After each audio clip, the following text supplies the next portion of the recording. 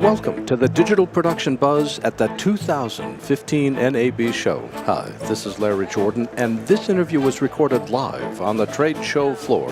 For more information, visit digitalproductionbuzz.com. Ned Soltz is legendary in our industry for his knowledge of cameras. He's a contributing editor for Digital Video Magazine, and I am delighted, Ned, to welcome you to the show. You're our first guest in our first live video stream. This is historic. What can I say? It's an honor. There's been a lot of new announcements. Start with what the new camera stuff is. Oh, there are so many announcements, I just don't even know where to start. The show is 20 minutes old, and I'm on overload already. Let's talk Red. Let's talk Red. Well, of course, we're going to have Red Weapon. And that's going to increase sensor. That's really going to increase sensitivity, dynamic range. I've really not gotten a close look at Weapon yet, so I'm really not in that much of a position to comment on it in any great detail. But it really is the first major announcement from Red in quite some years now, and really is going to, I think, revitalize and give some new life to the product line. Well, my understanding is that it also supports a 6K image. 6K image, yes. And I mean, 4K is passé already. We're talking 6K. We're talking 8K technology demos that we've had several years ago, and now 8K is becoming a reality. Can we even see 8K? Can we even see 4K is the question. But the fact is, all of those Ks are there, and maybe in part, and sometimes in my more cynical moments, I think sometimes it's really driven by the consumer TV set manufacturers that have to try to find a way to sell more consumer TV sets in an oversaturated market.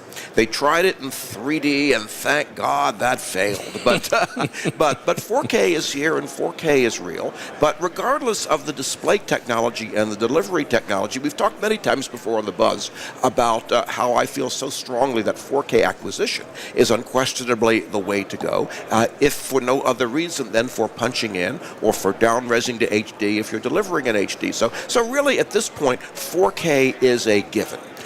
So we'd be using 6K and 8K also in acquisition, again, to allow us to change shot angles? To allow us to change shot angles, or in cinema, particularly if we're going to the big screen. As resolutions of projectors increase and we're able to display those in a cinematic sense, I think certainly 6K. I mean, even several years ago in Japan, NHK and Hitachi had attempted a technology demo of 8K broadcast, and so that's going to be coming as well. Okay, so new cameras. We've got Red. What else is coming? Well, we've got Red. I'm just fresh from the Blackmagic announcements, which are very exciting because, first of all, Ursa as well as Ursa Mini, they both have the option of a 4.6K sensor.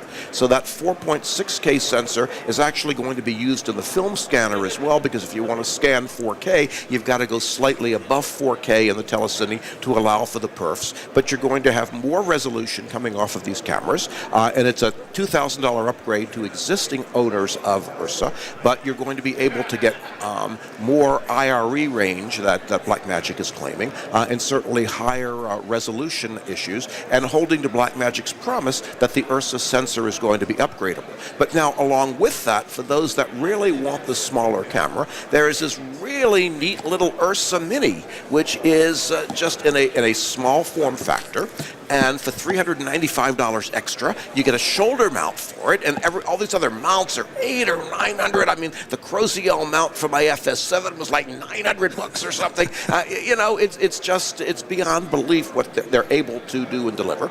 And they're going to have an EF version of it for $3,000, and for $2,000 more, there'll be an EF version with the 4.6K sensor, and for a little premium over that, there'll be a PL mount option. But basically what you've got is a full 4K camera that's going to be able to record RAW, throw it on your shoulder. It's a magnesium alloy body, form factor like the FS7, which I purchased and love, by the way. And that's another camera to really be looking for. But it's going to have the little extension handle, and it's going to shoot to ProRes, and it's going to shoot RAW.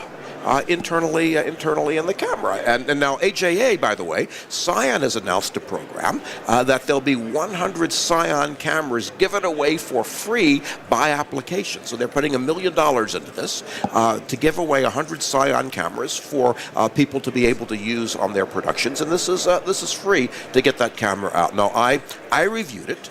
And I feel favorably about it. There have been some very negative comments that have come out about Scion, but the fact is, I think it delivers a very nice image. I think it's a very usable camera. I think, like with anything, there are going to be some faults. I raised some construction issues on it, but in the bottom line is, I like what comes out of it, and I like the ease of the use of it. So I mean, they're all good. I said this last time I was on the Buzz, in fact. There really aren't any bad cameras. Well, we've looked at all the alternate sources, Red, HAA, Blackmagic. These are the new guys on the block. Have we heard any camera noise from some of the old vendors? Well, Panasonic was having a press conference just a little while ago, so I have no idea what's come down from Panasonic yet. I mean, every time I look at my iPhone, there are about 30 new emails every 10 minutes.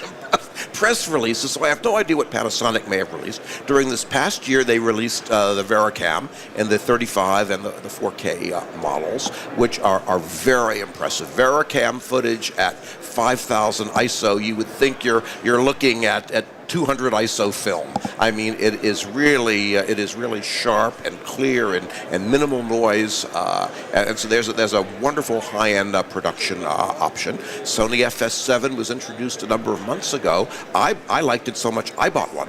And I think there is a lot to be said there for that internal recording. Now a full 4K and internal recording of ProRes with the back, which I also bought. And then the advances in external recorders. There is Shogun and Convergent Design Odyssey 7Q. Honestly, my preference of the two, if I can express an opinion, my preference of the two is the Odyssey 7Q Plus over the Shogun for construction and other factors. But Convergent Design has announced a whole slew of upgrades for that today, and firmware paths and the addition of custom LUTs. I mean, the options are just so many that anybody who wants a camera, so when somebody asks me, what camera should I buy? The answer is, look very carefully at what your needs are. Look very carefully at what you anticipate your needs to be. Is it going to fulfill what you need to do creatively? Or if you're an owner-operator trying to sell it or rent it or whatever, are you going to be able to make money at it and return your investment? That's Ned, what website can people go to learn more of your writing? People can see more of my writing on www.creativeplanetnetworks.com, www.creativeplanetnetworks.com, and there are all kinds of reviews that I've written over the years. And that is Ned Soltz, contributing editor for Digital Video Magazine. Ned, thanks for joining us Thank today. you, Larry.